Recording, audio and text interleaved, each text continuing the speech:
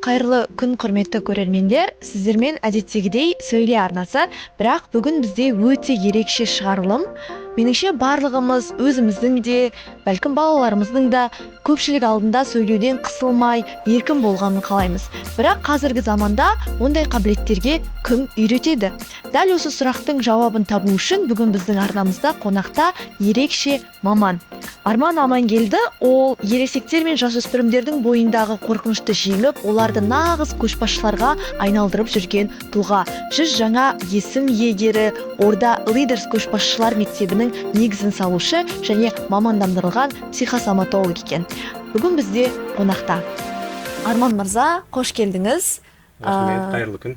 Шақыртуымызды қабылдап келгеніңізге рахмет. Енді бірден сұхбатымызды бастай берсек, сізге қоятын алғашқы сұрағым, жалпы сіз осы салаға қалай келдіңіз, қысқаша тарихыңызды айтып берсеңіз. Енді мен бұл салаға жай ғана маман ретінде емес, мен мына адамдардың, әсіресе жасөспірімдердің ішіндегі өте үлкен потенциалды көрдім. Бірақ олар оны шығара алмайды. Көпшіліктің алдында сөйлей алмайды, өзінің пікірін толыққанды жеткізе алмайды, қорқады, қобалжиды, жабық. Мен соны көре келе өзіме сұрақ қойдым. Егер біз қазір осындай жабық ұрпақ тәрбиелейтін болсақ, ертеңгі күніміз қандай болмақ? Қазіргі таңда шыны керек біз тек қана ересек адамдар емес, мына гаджеттер де тәрбиелеп жатыр бұл қыздарымызды. Әлеуметтік желілер, олай болса коммуникативті деңгейіміз төмендеп бара жатыр. Көшбасшылық деңгей. Жаңағы өзіңіз айтып кетпекші, ораторлық өнер, яғни адамдардың алдында өзінің ойын толыққанды жеткізу өте төмен деңгейде болып бара жатыр. Егер біз қазір осыны өзіміздің қолымызға алмайтын болсақ, онда ертеңгі ұрпағымыз, ертеңгі біздің болашағымыз ол қазіргі жасөспірімдеріміздің қолында ғой. Сол себептен олар әлсіз болса, егер біздің қазағымызды бүкіл әлемге паш ететіндей сондай бір тылсым күшке ие көшбасшы болмаса, ертеңгі күніміз қандай болмақ деген нәрсе туды менің басымда. Қазіргі таңда біз қолымыздан келгенше осы дүниелермен жұмыс жасап жатырмыз, яғни жасөспірімдерді ашу біздің басты мақсатымыз болып табылады. Көп рахмет. Өзіңіз айтып кеткендей, адамдардың ішіндегі қорқыныштар, сөйлей алмау, ораторлық қабілеттердің төмен болуы оларға өмірде қандай қиыншылықтар әкеліп жатыр? Ең басты мәселе ол адам өсе алмайды. Өйткені қазіргі әлемде көп білетін адам емес, көп өзін көрсете алатын адам жүзеге асады. Қараңыздар, бізде hard skills және soft skills ұғымдары бар. Hard skills дегеніміз не?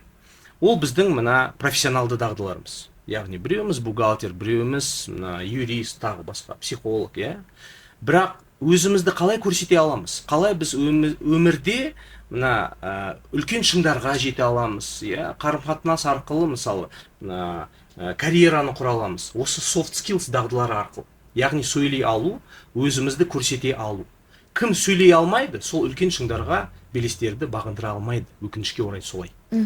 Сіз атап өткен soft skillстардың арасында ораторлық өнер ол несімен ерекшеленеді? Қандай артықшылықтары бар мұның?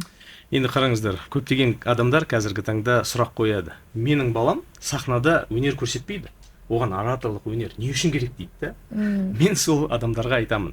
Біз күнделікті адамдармен қарым-қатынасқа түсеміз.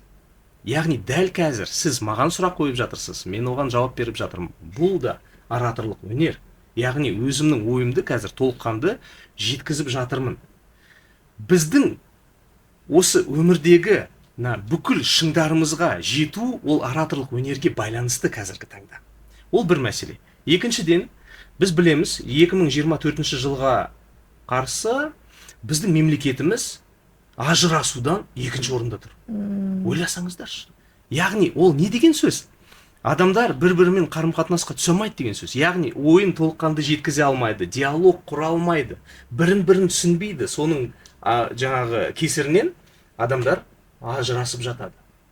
Ол екінші мәселе болсын. Үшіншіден, қазіргі таңда адамдар тауардың артынан немесе мына услуга дейді ғой, артынан бармайды, жүрмейді. Неге? Өйткені товар мен услуга өте көп қой. Ал адамдар қазір басқа адамдардың артынан жүреді. Қандай адамдардың артынан? Өзіне сенімді, көшбасшы, басқа адамдардың назарын өзіне қарата алатын, сөзіне сендіре алатын сондай бір тылсым күшке ие көшбасшының артынан жүреді. Сол себептен ораторлық өнердің артынан өте үлкен сондай бір дүниелер жатыр. Рахмет. Енді меніңше ораторлық өнер неге керек деген сұраққа жауап бердік. Енді осы Қазақстан бойынша бәлкім қаншалықты көп адам осы бір өнерге үйретеді бізді? Бар, бірақ көп емес. Қазіргі таңда мысалы жасөспірімдеріміз де, ересек адамдар да осыны түсініп келе жатыр. Жасөспірімдермен жұмыс істейтін адамдар өте аз. Неге десеңіздер, ересектермен жұмыс істеу оңай ғой. Тез арада бәрін түсіне қояды. Ал кішкентай жасөспірімдермен жұмыс істеу өте күрделі. Ұзаққа айналады. Сосын оларға әрқашанда жаңағы солардың тілімен түсіндіру керек. Яғни мына тренердің өзі де сондай бір заманауи болу керек. Және заманауи әдістерді қолдану керек. Сол себептен қазіргі таңда мен ойлаймын өте аз деп. Егер осылар көбейсе, біз пән үйретеміз балаға, бірақ сөйлеуді, қалай өзіне сенімді болуды, қалай өзінің нақты ойын жеткізуді үйретпейміз. Осы нәрселерді түзету керек деп ойлаймын. Бір атап өтетіні, сіз білуімше Чехияда мини MBA бітіргенсіз, иә? Демек сіз кәдімгідей бір профессионалды білім алдыңыз осы жолда. Енді неге сіздің әдістемеңіз басқа осы ораторлық өнерді үйрететін адамдардан ерекшеленеді? Неге адамдар сізді таңдайды деп ойлайсыз? Өйткені қараңыздар, кез келген жетістікке қол жеткізу үшін екі қабілет қажет. Біріншісі ол ішкі қабілеттер. Ішкі қабілет дегеніміз не? Ол қорықса да әрекет ету. Жағымды нанымдардан арылу. Яғни мен маңызды емеспін, керек емеспін, менің қолымнан істемейді деген жағымсыз нанымдар бар ғой ішінде. Солар адамдарды жаңағы жабады, жолын жабады. Үшіншіден, мына өзіне деген сенімділікті арттыру, көшбасшылық қасиеттерін арттыру. Осының барлығы ішкі қабілеттер. Сыртқы қабілет ол қалай адамдардың назарын өзіне қарата білу, қалай сөйлей алу, сенімді, қалай адамның көзіне қарап тұрып жаңағы сенімді сөйлеу. Осының барлығы сыртқы қабілеттер. Ал ішкі қабілеттермен жұмыс істеу үшін не қажет? Міндетті түрде психология мен психосоматика қажет. Яғни біздің бағдарламаның да, біздің әдісіміздің басқалардан ерекшелігі, біз осы адамның ішкі күйімен де, яғни психология мышлениямен, психология психосоматикасымен, яғни жағымсыз нанымдармен де жұмыс жасаймыз. Және де сыртқы қабілетте. Яғни ораторлық өнермен, және де көшбасшы қалай болуды. Soft skills дегеніміз тек қана ораторлық өнер емес негізі. Soft skills дегеніміз ол мақсат қою, соған жету, яғни жоспар құру, жауапкершілікті өзіне алу, ол коммуникация, ол басқа адамдардың ішінде бола тұрып, басқа адамдармен жұмыс істей алу, ол эмоционалды интеллект, ол көшбасшылық, ораторлық өнер міндетті түрде. Осылардың барлығы soft skills болып табылады. Және де қазіргі таңда жұмыс берушілер, олардың топ 3 жаңағы ең маңызды сұранысы бар, солардың ішінен soft skills кіреді. Қазіргі таңда hard skills та емес, soft skills өте маңызды болып табылады. Көрдіңіздер ме? Сол себептен бұны үйрену және бұмен қолдану бәрімізге ол өте маңызды дүние. Сіздің курсыңызға келген адамдардың дейін және кейін қандай болатынын сипаттап бере аласыз ба? Иә, әсіресе біз оны күнделікті көріп жүрміз. Дәл қазір бізде бір топ құралып, жасөспірімдер сол жерде оқып жатыр. Яғни ең басында олар қобалжып, өзінің ойын жеткізе алмай, өзі туралы сөйлей алмай, осылай бір қатты қысылып келген болатын. Қазіргі таңда курсымыз әлі аяқталған жоқ, бірақ біз нәтижелерді көріп жатырмыз. Олар еркін шығып, адамдардың алдында сөйлеп, яғни қысылудан шығып, ашылып жатқан жайы бар. Осылай байқалатын болады бізге. Және де біздің курсымыздың бір ерекшелігі, біз ең соңғы сабақта бүкіл әке-шешелерді шақырып, ашық сабақ жасаймыз. Сол жерде бір айдың ішінде қандай нәрселерді бала үйренді, қандай дағдыларды өзінің бойына дарытты, осының барлығын әке-шешелеріне паш ететін болады. Яғни біз нәтижелерді міндетті түрде көрсететін боламыз. Сіздердің осы білім берген тарихтарыңызда оқытқан балаларыңыздың ішінде ең бір қиын, жұмыс істеуге қиын бала қандай болды және сіздер онымен қалай жұмыс істей алдыңыздар? Болды, бірнеше жағдай болды. Енді ең қиын жағдайлардың бірі, бізде бір қыз кекештеніп келді. Яғни қорқынышшы және де басқа адамдардың айтуына, басқа адамдардың сөзіне тәуелділігі өте жоғары деңгейде, сол қыздың. Сол себептен мына кекештенеді. Заикание дейді ғой. Бірақ осы курсты өте келе қорқыныштан арылып, яғни ашылып, мына кекештеніп кетіп қалды. Біз өзіміз таңғалып қалдық. Әке шешесі шок болды кәдімгідей. Ең соңғы сабақта жаңағы бізде бір сондай бір тәсіл бар. Әр адам кез келген өзі білмейтін тақырыпқа импровизация жасайды. Яғни 2,5-3 минут сөйлейді. Сонда жаңағы кекештенбей, заикация етпей, адамдардың алдында толыққанды жаңағы адамдардың назарын өзіне қаратып, ойын толыққанды жеткізіп, осылай өзін көрсеткен кезде бәріміз таңқалдық шыны керек. Яғни өте көп кекештеніп жүрген адамдардың ішінде себебі қорқыныш. Содан арылса, бұл дүниеде кетеді. Сіздердің тәжірибелеріңізде бір әлемдік тәжірибелерде дейікші, осындай ораторлық өнердің көріністері қалай көрініс табады? Осы танымал адамдарға мысалы біз өте үлкен бір мадақтар айтамыз ғой, мақтаулар айтамыз, және оның да әсері бар ма олардың сөйлеуіне байланысты? Неге біз таңданамыз ондай адамдарға? Қалай ойлайсыз? Өйткені біз соларға жаңағы қараудың және солармен таңданудың бір жолдарының бірі олардың сөйлегені. Яғни олар қалай сөйлейді?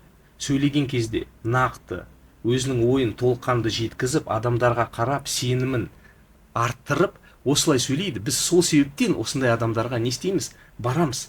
Біз оларды үлгі тұтамыз. Мен жаңа айттым ғой, қазіргі таңда адам тек қана адамның артынан жүреді. Және де біз көптеген негізі қазақ халқымыз, қазақ ол ішінде тұнып тұрған тылсым күш бізде бар. Біз неге өзіміздің жобамызды Орда Лидерс деп қойдық? Өйткені Алаш Ордамызды білеміз ғой. Қаншама зиялы адамдар бүкіл қазақ елін көтеріп, жетілдіріп, өзімен бірге алып жүрген көшбасшылар. Біздің енді Абай Құнанбаев, Шәкәрім Құдайберді, Мағжан Жұмабаев, тағы басқа өте көптеген ғұлама адамдар бар біздің үлгі ретінде. Яғни сөйлей алу, басқа адамдардың назарын өзіне қарата алу, көшбасшы болу, ол біздің қанымызда бар дүние. Біз қазақпыз, ұлдарымыз бар, ер жүректі. Біз қазақпыз, қыздарымыз бар, күн келбетті, саналы, салтанатты, сән сәулетті, ырысты, несібелі, ата текті. Мен қазақпын деп мақтанамын. Ұранға қазақ деген атталамын. Басқа жұрт өнер, білім болып жатқанда, біз қалай осыншадан жат қаламыз? Сол елмін, сол қазақпын, Абылаймын. Астында ақ туының Абылайдың, қанды қол қалмақтардың жынын қағып, кіртіксіз, іргелі ел болып қанат жайдым. Қазақпын, Қаздауысты Қазыбекпін, Әйтеке, Төле бимін, әділетпін. 300-ді пәтуалы біріктірген осы үшеуі керемет. Қара түнде найзағай жарқылындай, ақыл ойдың тот баспас алтынындай, өлең сөздің патшасы Абайым бар, шумақтар Құранның тартымындай. Қазақпын мен, сәкенім бар, қыран сұңқар. Алқынуды білмейтін асау тұлпар, Мұхтар бар, Абай жолы әлемге аян, Мағжан бар, Ақнайза, Батыр баян. Жүсіпбек ақ білегін кім ұмытар? Қазақпын мен, аярым жоқ адал достан. Аққуға аспандағы әнін қосқан, бір жан, ақан, жарылғап, жаяумыса, деп өткендер ән салсан, маған ұқса. Көрдіңіздер ме? Яғни біздің қанымызда бар дүние. Яғни бұл қазір неге ұмытылып жатыр? Неге қазір біздің жасөспірімдеріміз жабылып жатыр? Өйткені оларды гаджет тәрбиелеп жатыр, әлеуметтік желілер. Өйткені қазіргі таңда жасөспірімдеріміздің жадылары төмендеп жатыр. Ол не деген сөз? Яғни память ухудшается. Өйткені короткий, қысқа роликтарды көріп, соған бейімделеді біздің ақылымыз. Яғни біз соны көре тұра, неге өзіміздің қолымыздан келгенімізше жұмыс жасамаймыз деген нәрсе туады. Осыны айта бергім келеді ғой. Әрине, өте түсінемін. Енді бір 90 ауыз сөздің тобықтай түйінін қоятындай, сіз өзіңіздің ойыңызша өзіне сенімді нағыз лидердің 3 белгісін айтсаңыз, қалай анықтаймыз ондай адамдарды? Сенімді адамның 3 белгісі. Біріншісі, ол өзінің ойын толыққанды жеткізу. яғни сенімді болу. Екіншісі, ол басқа адамдардың ойына тәуелді емес, яғни жауапкершілікті басқа адамдарға ығыстыру емес, жауапкершілікті өзінің қолына алу. Яғни бұл лидерлік, көшбасшылық мінездің бірі. Және үшіншісі, өте керемет дүние, ол қорқыныш бар болса да әрекет етеді. Біз айтпаймыз ғой, адам қорқыныш ол біздің қалыпты базалық эмоция болып есептелінеді.